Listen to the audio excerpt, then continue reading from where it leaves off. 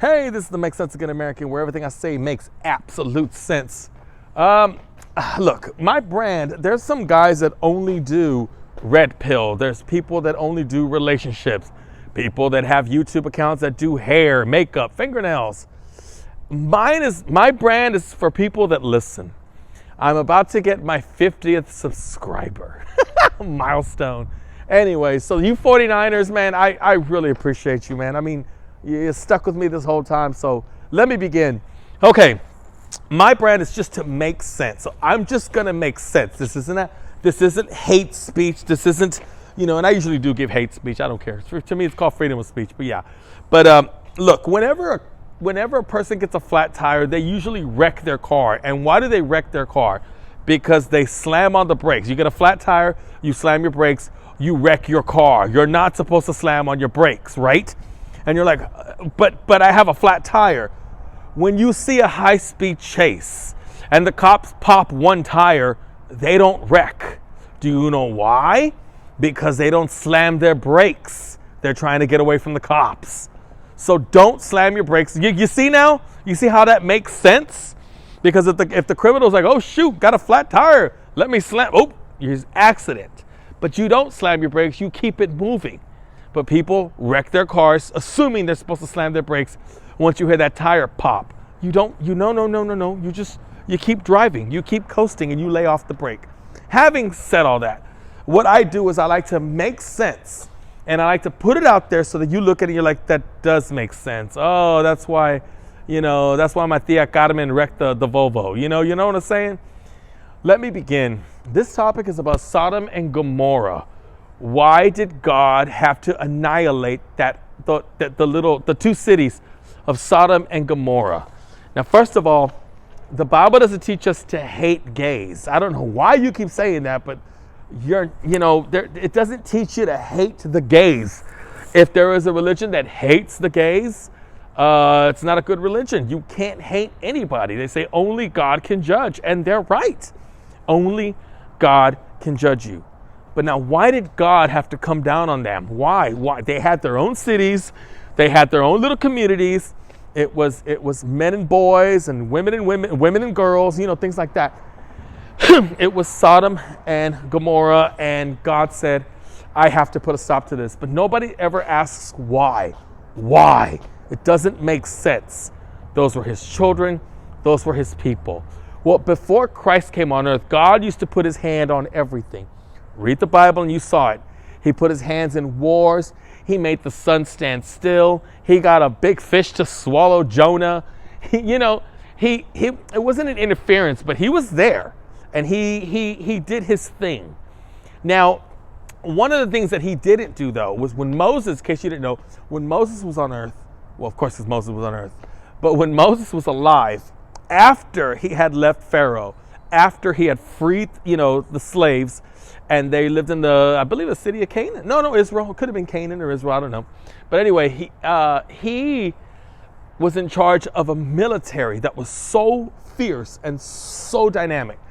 And because he was trained by the Egyptians how to be a fighter with swords and weapons and shields and things like that, what happened was he had built a military of men that could fight. And I don't know if you want to correct me, that's fine. I'm here to make sense, not make facts or but just, I'm trying to get through this. So let me just, assume. I'm not a Bible reader, so I don't know. If I had my P's and Q's up there, I would give it to you. Let me continue. But there was this band of people called the Philistines. And I'm just going to say Philistines, but I could be wrong. But the Philistines, God had told Moses, you need to go there and you need to go ahead and fight the Philistines, to the point where Moses is like, I'm exhausted. You keep making me fight these towns. You keep making me continue to go ahead and battle these cities. But what God said, was word. And so Moses took it upon himself to go ahead and lead his army into a battle with the Philistines. But what happened was that God also told Moses to order his soldiers to take a knife and take every woman and child and take a knife and slice them from ear to ear. Why does that make sense? Why does that make sense? Well, because I think God knew that, first of all, if the Jews would have adopted the children, sooner or later they would have said, you're really not my son. You're not even Jewish. You're some Philistine. And the Philistines would have populated, right? And the Philistines might have been just as crazy as the Iranians of today or the Palestinians of today.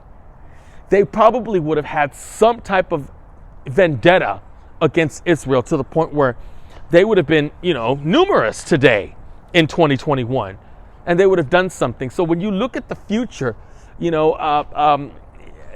God just said, you know what, I'm making a decision, and you have to eliminate them. I'm talking about, that's what the Bible is. I'm sorry, I know, oh, what a crazy Bible.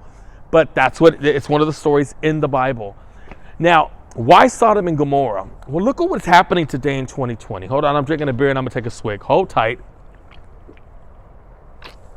All right, why the homosexuals though? Well, look at the influence these homosexuals have. Right today, I heard a pastor talking about, hypocrisy, and we should embrace them. They're God's children. Then you have shows on TV where the gay woman is hosting the show and everybody loves her because she's so funny and hilarious. Then you look at a fashion show and it's like, yeah, he made that dress and he's very, very talented. And it's just, everybody's just embracing the gay population today. They've only been pushing their product for 30 years. They've only been pushing it for 30 years. The gays, yes, I get it. Yeah, there's been gays forever. Yeah. But I'm talking about the popularity factor, their rights, their ability to go ahead and get married, the ability for you to say, today you could still say, kill all pedophiles. But there's going to be a time where you can't say that anymore, and you're going to be that generation. You remember when back in the days when black people used to hear discriminative words, and John Wayne says, "I just don't like black people," and now they have to take down all the statues.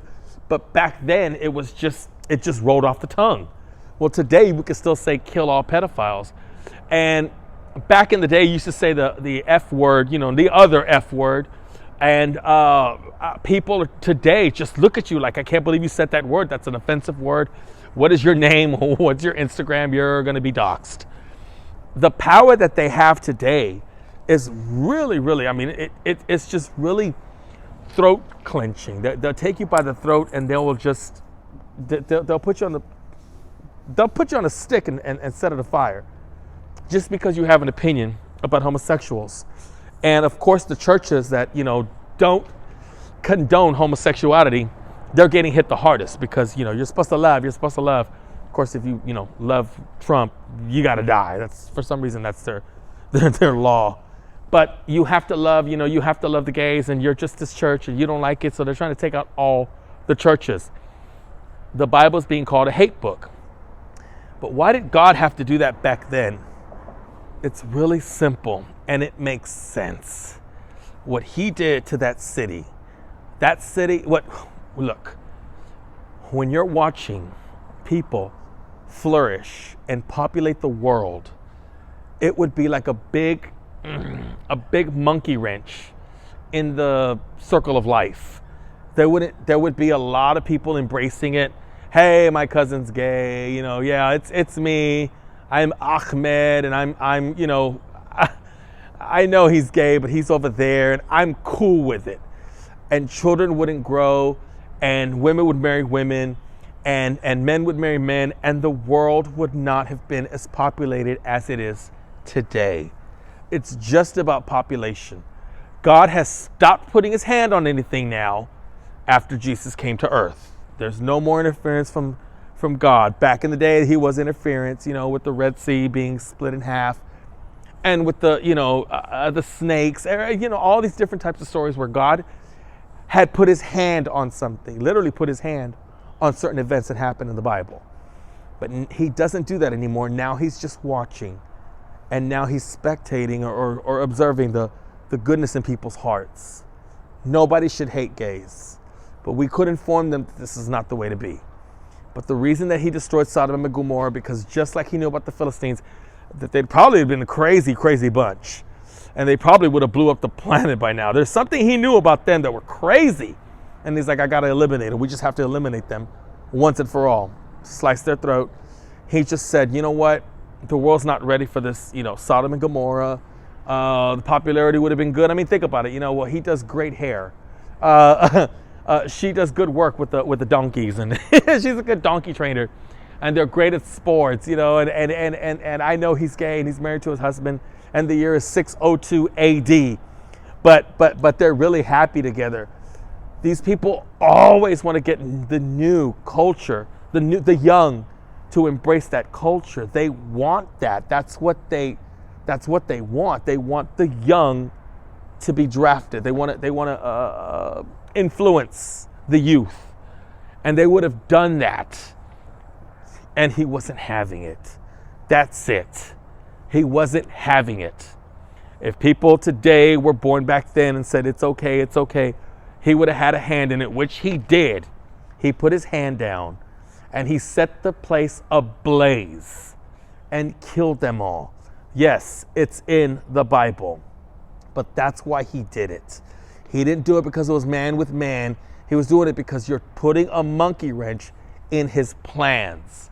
And that is not the plans he had. The plan he had was to get this world to be populated, not to be depopulated.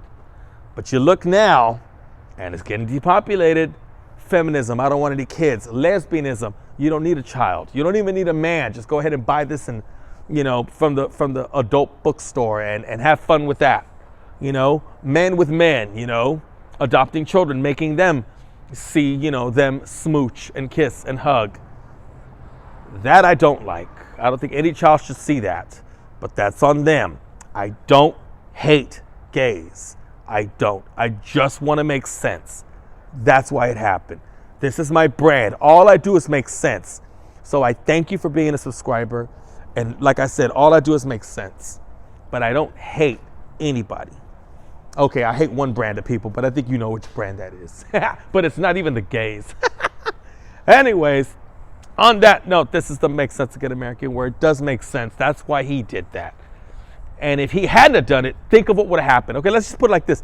Had he not have set the place ablaze in 602, now don't mark me on what date it was. I don't care. Sodom and Gomorrah did happen.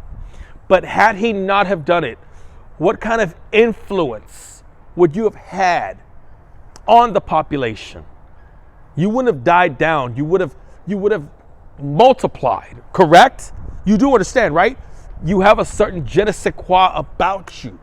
And you're funny and you're interesting and you're dancers and you're artists. I get it. You're very eccentric. But the thing of it was that he's like, I can't have this. And today you are showing that. You're very talented. I get it. You're musicians, you're singers, you're artists. We understand that. You're in people's living rooms and you are embraced. And today you're embraced. But back then you were not, he wasn't going to let that happen. He wasn't going to give you the exposure that you have today. Had you had that exposure, the world would probably be maybe, honestly, 3 billion people less. I put that on everything, I promise you. It would have been only 4 billion people on the planet. That's all we would have gotten. And maybe you like that because, there's a lot of people that say, I wish more humans were dead. It's their logic. The human population is destroying the planet. There should be more dead people. But I'm saying that's not the answer. I'm glad I'm put on earth, and I'm glad you're put on earth. Live your best life. I'm just here to put it out there that nobody hates you. We're just informed, and all I'm doing is informing you why this occurred. Have a good one. The date is, you see the date. Who cares what the date is? It's a post New Year's, and I wanted to say Happy New Year anyway. Have a good one. This is the Make Sense Again American. Hit me back.